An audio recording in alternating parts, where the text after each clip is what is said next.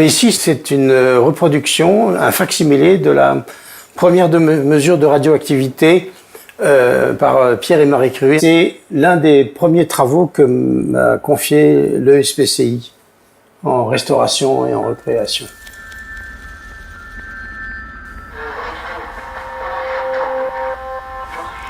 Il y a des moments où on regrette d'avoir 2 mains et des moments où on regrette de ne pas en avoir 3. Parce que 3 mains, vous vous rendez compte ce que c'est pour des gens comme nous qui resteront des instruments, d'avoir une main supplémentaire. Cette caverne d'Ali Baba est en fait le résultat de mes différentes passions. J'ai restauré pendant 18 ans des moteurs de compétition et des moteurs de voitures historiques. Puis j'ai trouvé ça que ça devenait un peu lourd et j'ai repris une vieille passion qui sont les instruments scientifiques. Quand je pense à l'expérience de Pierre Curie sur le magnétisme, alors je pense bien sûr à température de Curie, je pense aussi à loi de Curie, puisque ce sont 2 héritages qu'il nous a laissés. Je pense aussi à finalement la grande rigueur dont il a fait preuve dans cette expérience et qui a permis un petit peu, avec d'autres scientifiques, de fonder la physique du solide expérimentale du XXe siècle. À partir de l'électroaimant original de Pierre Curie, l'objectif était de reconstituer cette expérience parce que il y a une habileté, une intelligence dans le dispositif et reconstituer l'expérience, c'est comprendre comment il l'a conçue et de quelle manière elle est très originale pour l'époque, avec les moyens de l'époque. Le 19e siècle, c'est le siècle de l'essor industriel et c'est le siècle de l'essor de l'électricité. Donc on connaissait un certain nombre de propriétés électriques et en particulier on savait que des courants électriques produisent un champ magnétique. Le SPCI a été créé en 1882 et dès septembre de la même année, Pierre Curie est recruté comme jeune enseignant-chercheur à l'école, notamment suite à ses travaux sur la piézoélectricité qui avaient été menés à la Sorbonne, mais aussi dans le but d'enseigner et d'inculquer sa manière de penser la recherche aux jeunes étudiants. Pierre Curie, comme il le dit lui-même, n'était pas le premier à faire des expériences de magnétisme. Becquerel, Faraday, avant lui, avaient fait des expériences fondées à peu près sur les mêmes principes, mais il a été le premier à vraiment rendre ces expériences totalement quantitatives, ce qui lui a permis de découvrir la loi de Curie et la température de Curie. Il était capable à la fois d'avoir une vision théorique, de se distancer, de faire un pas en arrière, mais en même temps c'était un expérimentateur de génie et il a vraiment mis son génie à construire une expérience qui lui permettait de faire des mesures très précises en température, très précises en valeur de l'aimantation. L'intérêt de Pierre, là, ça a été de comprendre la nature du magnétisme dans les composés, dans les substances. Comment les matériaux sont attirés par un électroaimant.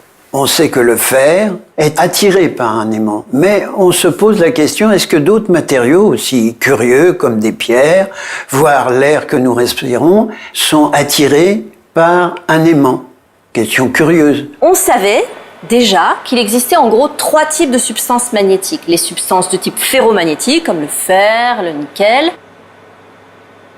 Les substances de type diamagnétique, comme par exemple le bismuth, et les substances paramagnétiques, qu'on appelait ferromagnétiques faibles.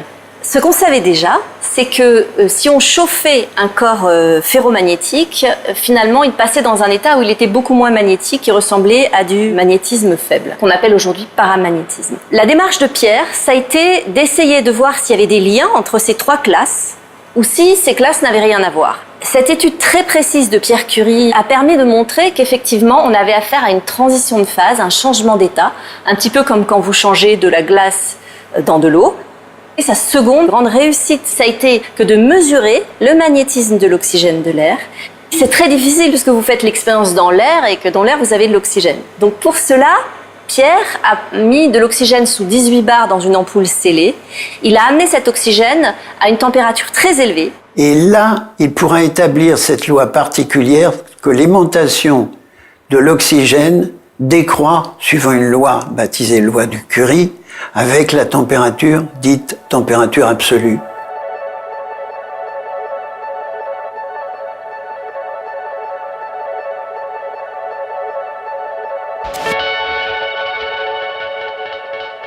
Cet instrument est original par différents points particuliers. C'est l'idée de rassembler plusieurs techniques autour d'un instrument et de faire une innovation.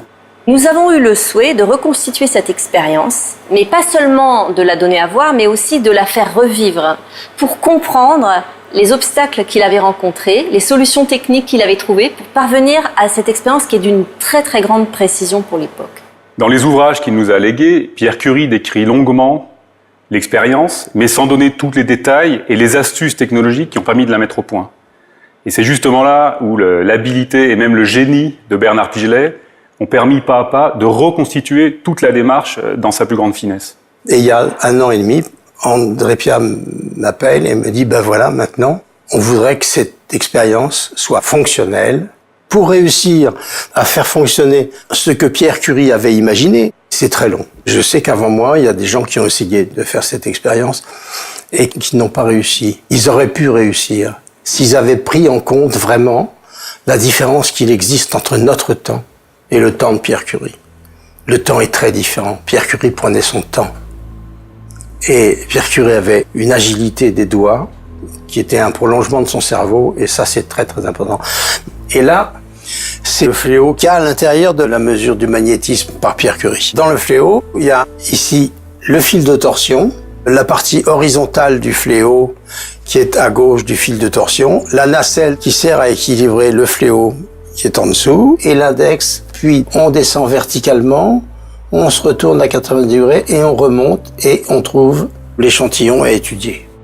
Quand un champ magnétique intervient sur l'échantillon qui est dans le porte-échantillon ici, vous voyez le mouvement qui se produit là-bas et qu'on mesure là-bas. De le voir monter comme cela pour la démonstration devant un public averti, ça a été une très forte émotion.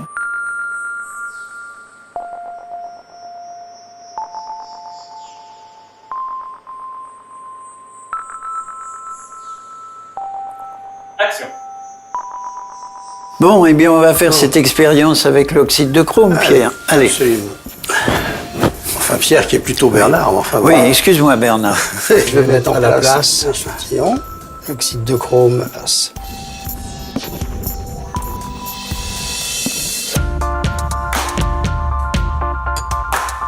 Je mets en place le four.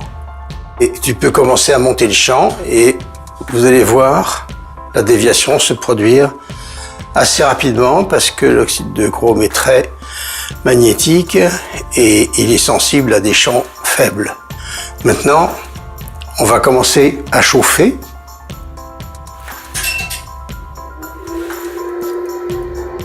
On va attendre un petit peu que la température monte et vous allez voir que le matériau réagit à la température.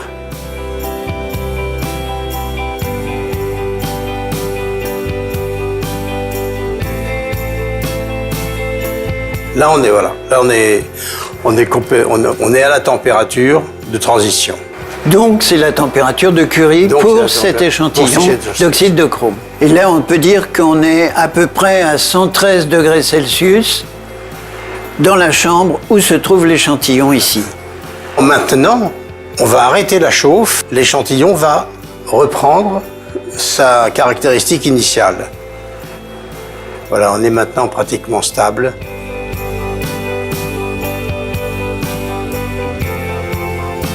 La démarche de Pierre Curie a permis en fait de, entre guillemets, mettre de l'ordre dans le magnétisme. C'est-à-dire de comprendre comment les trois différents phénomènes magnétiques qu'on connaissait étaient reliés ou non. Une des avancées importantes des travaux de Pierre Curie, ça a été de montrer que s'il y avait une continuité entre ferromagnétisme et magnétisme faible ou paramagnétisme, il n'y avait aucune relation entre ces deux premiers phénomènes et le diamagnétisme. Et il faut comprendre que toute l'école française du magnétisme qui va suivre et qui va être très active au XXe siècle, on peut penser à Pierre Weiss, Louis Néel qui aura le prix Nobel de physique, Albert Fert qui aura aussi le prix Nobel de physique sur des sujets liés au magnétisme, toute cette école va finalement s'inspirer de cette classification, du fait que Pierre avait au fond mis les choses en ordre, avait permis de comprendre comment ces phénomènes s'ordonnent les uns par rapport aux autres.